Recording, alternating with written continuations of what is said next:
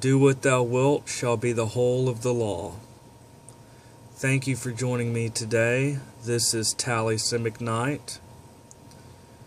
I have received a slew of requests from my viewers to discuss the writings of Crowley and Thelemic magic. So this is a topic that I plan to go into. Again, in my videos, I plan to go over all aspects of magic and occultism. I plan to cover all topics without personal bias. And Thelemic magic and the writings of Crowley are something that I have not really delved into, and if my viewers want to hear about this, then I will talk about it. So, if people want to learn about a subject, I will discuss it. And today's subject is Liber and the beginning practices of a Thelemite. So, I just want to say to my viewers, I know that some of my viewers may not approve of Crowley, but if people want to learn about a subject, I will talk about it, and I plan to go into all topics. So, my goal is to discuss all aspects of magic and occultism without personal bias. Now, when I talk about, as with any tradition, if I talked about any tradition I discuss, I try to be traditional. So whenever I make a video on Thelemic magic or mysticism, I will begin the video with the proper greeting, do what thou wilt shall be the whole of the law, and I will close with love is the law, live under will. So, just wanted to say that. I know some people may not approve of Crowley, but this is an important aspect of magic, historically, and everything else. And if people want to know about it, they have the right to hear about it, and that's what I'm here to discuss. So, back to the subject at hand. Today's topic is Liber. The full title is Liber vel Exercitiorvm sub Figvra 9, often shortened to Liber. Aside from the daily readings of Liber al vel Legis, besides the daily readings from the Book of the Law, Liber is one of 3 introductory texts that is given to students of Thelemic magic. It's one of 3 texts that is introductory text that is given to students as a set of practices. Anyone that begins the practice of Thelemic magic begins with 3 texts. These are Liber Resh vel Helios, which is a set of solar adorations performed at sunrise, noon, sunset, and at midnight. Liber O, which talks about the beginning ritual practices, which includes the vibration of God names, astral projection techniques, and the invoking and banishing rituals of the pentagram and hexagram. So Liber O gives the foundational ritual practices of a beginning Thelemite. And Liber goes into meditation, psychic development, and these aspects of it. So aside from the daily reading of the Book of the Law, these 3 texts form the introductory set of practices. Anyone that begins with Thelemic magic, anyone who gets into Thelemic magic, you're going to begin with these 3 texts as a set of practices. And this forms a sort of foundation in Thelemic magic. So, the 3 texts again one more time. Liber Resh, Liber O, and Liber E. Today I'm going to talk about Liber E. Liber E gets into the ritual journal, or the magical journal, or diary. This is very important. It also gets into practices for psychic development, and then it goes into mastering gradually more subtle aspects of yourself, beginning with the body, the breath, and the mind, and then testing your own physical limitations, and then a set of reading designed to help us to build up the understanding of different models of mysticism and breaking down, in a sense.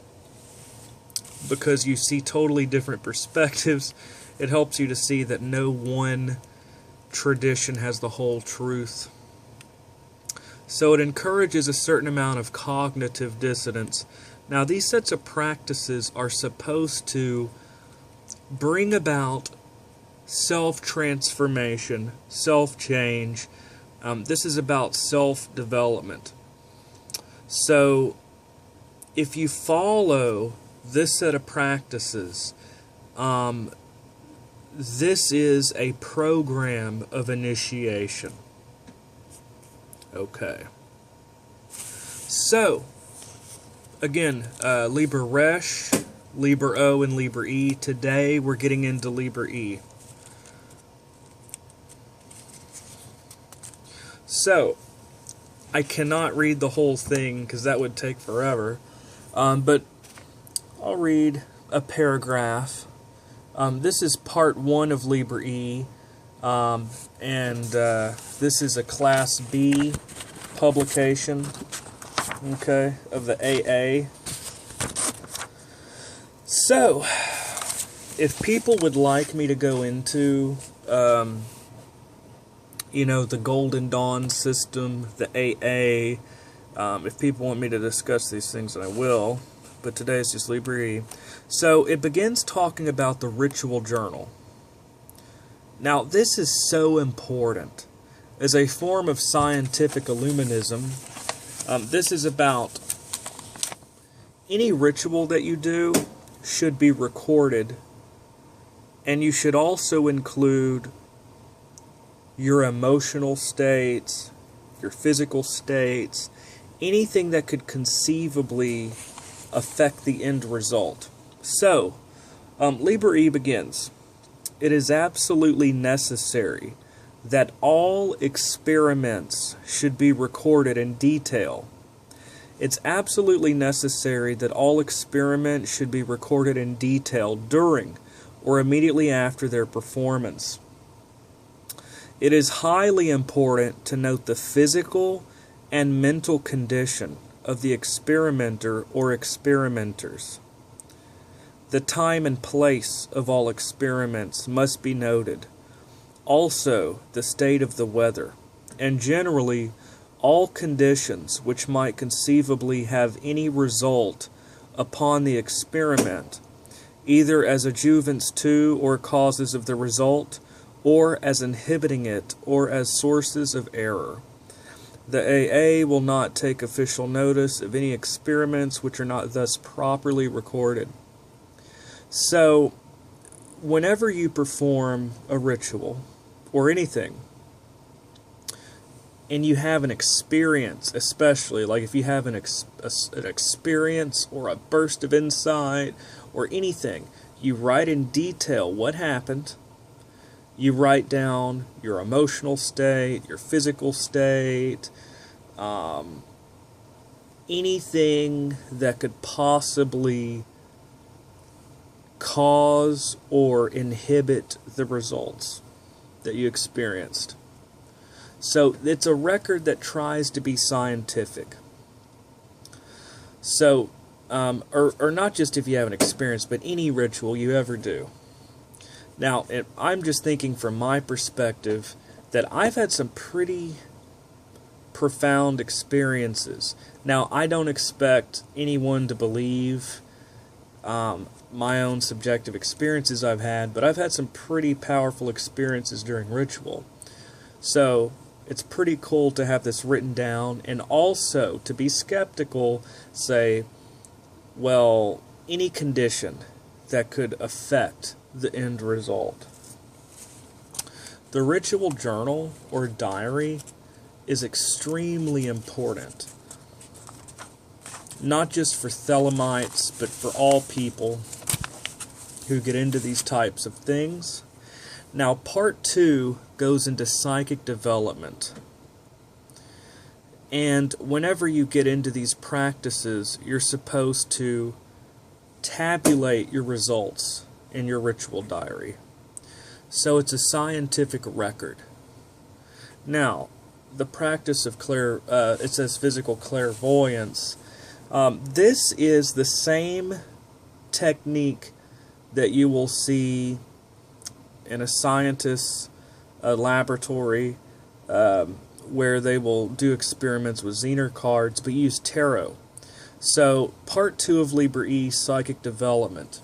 Basically, you get a set of tarot cards, you take out a card, and you try to guess, not guess, you try to psychically perceive what card it is. You flip the card over, and you write down correct or incorrect. You tabulate your results. Now, an easy way to begin with this is to take out the minor arcana and try to guess, or try to psychically perceive, which of the 4 suits. You flip it over. If you got it right, or if you got it wrong, write it in your diary. Next card. And as you go through this, you're basically writing in your ritual journal, tabulate how many you got correct, how many you got wrong. So there's not really any way, I mean, this is scientific in a sense. So you're not really taking anything on faith. This is you having experiments and writing down what you experienced. Okay, same thing goes for rituals. Now, after this, we get into a set of yoga practices. Yoga. Now, when most people here in the West hear the word yoga, they think of people doing a bunch of postures, a bunch of yoga positions or postures. This is not really, that's just really Hatha yoga, which is a prerequisite to Raja yoga, or meditation practices. If you read the Yoga Sutras, the postures are really not that important. That's more to tame the body so that you can go within in your meditation practices. But anyways, the practice of asana, or postures, in the context of Thelema, is about taming the body. You find a position where you can practice your experiments with meditation and stuff like that. So, part 3 of Liber E goes into the practice of posture. Again, you're mastering your body, then your breath, and then your mind. So you start at the most solid, and you work yourself up to the more subtle. Again, below in the description box, I'll have a link to Liber E, as well as the other text that I mentioned. So begin with a God pose. You don't have to be any like twisted, contorted position. The God pose is very basic. You sit in a chair, back straight, feet flat on the floor, knees together, hands on your knees. You're basically just sitting down with your back straight. Get in a chair, feet flat on the floor, knees together, hands on knees. The God pose is very basic. But can you do this like a statue for 10 minutes? Try it out. I'm sure a lot of you have already done this, but for those of you who have never tried it or scientifically experimented with it, try it out. And it looks so easy but you immediately see how hard it is to be like a statue for, say, 15 minutes, 10 minutes. Immediately you get certain itches, you feel like something crawled on your neck, something's crawling on your neck, and of course it's not. You get all these sensations, you get itches, things like that. So learning, this develops willpower. Willpower, which is extremely important. It develops willpower, self-mastery. And this is important in order to go really deep into meditation. Is it necessary? Maybe not. But in traditional yoga, asana is a prerequisite to meditation. Now, when you're sitting all still like that, you'll notice that the only thing you perceive to be moving is your breath. And that's the next thing you learn to regularize and control. Pranayama. So, anyways, it says here, part 4, pranayama, regularization of the breathing. At rest in one of your positions, close the right nostril with the thumb of the right hand, and breathe out slowly and completely through the left nostril, while your watch marks 20 seconds. Breathe out for 20 seconds. Breathe in for 10 seconds. Changing hands, repeat with the other nostril. Breathe out for 20 seconds, then breathe in for 10. Okay. When this is quite easy for you, increase periods to 30 and 15 seconds. And then you increase it over time. So you're slowing down your breath. Now, I really don't have time to get into life force or kundalini and all of that in this video. I'll just say that this is an important practice. And then after this, you finally get to dharana, control of thought. So you begin controlling your body to your breath and then the mind. So you'll visualize, say the tattvas, a red triangle or a blue circle or a yellow square. Try to visualize an image, one point in concentration. When your mind starts to drift, bring your attention right back to the image. So you're learning to control and direct thought. Now, again, you'll write down the set of practices in your journal. Now, it's important to be scientific, to tabulate results. This is self-transformation, self-change. It's important to tabulate results. So, here's what I do. Whenever my mind drifts, I put out a finger, or I try to count them, and I bring my attention back. If my mind drifts again, you know what I'm saying? So I try to keep a record so that whenever, if I do this for 10 minutes, whatever, I'll write down in my journal, my mind drifted 2 times or 3 times, whatever. So you try to be scientific. So basically, it begins talking about the journal, which is beyond this one Liber. That goes into all practices. And then it goes into psychic development, mastery of the body, of the breath, of the mind. Then part 6 of Liber E goes into physical limitations. It is desirable that you should discover your physical limitations. See how long you can walk or stand on one foot. See how long you can dance or swim. So, see how long you can go without food or something, without, being too uncomfortable. You're testing your physical limits. And then the last part of the Liber goes into studying different texts from totally different traditions. So you'll study the Bhagavad Gita or whatever, and then you'll study the Goetia. And then you'll study the Tao Te Ching or whatever. So the end of the Liber talks about studying texts from totally different traditions, which creates a certain amount of cognitive dissonance that it teaches you to look at how they're similar, how they're different, and to see beyond any kind of... you get to see that no one tradition has the whole truth. So, Liber E forms the foundation of a set of practices geared at self-mastery and self-transformation. You're scientifically logging everything you're doing. You work on psychic development, mastery of the body, the breath, the mind, testing your physical limits, looking at texts from totally different traditions, and this forms a sort of program of initiation, self-change. Again, this is the beginning of work for a student of Thelemic magic. This is the beginning. This is the starting point. Liber E is one of 3 texts that you start with.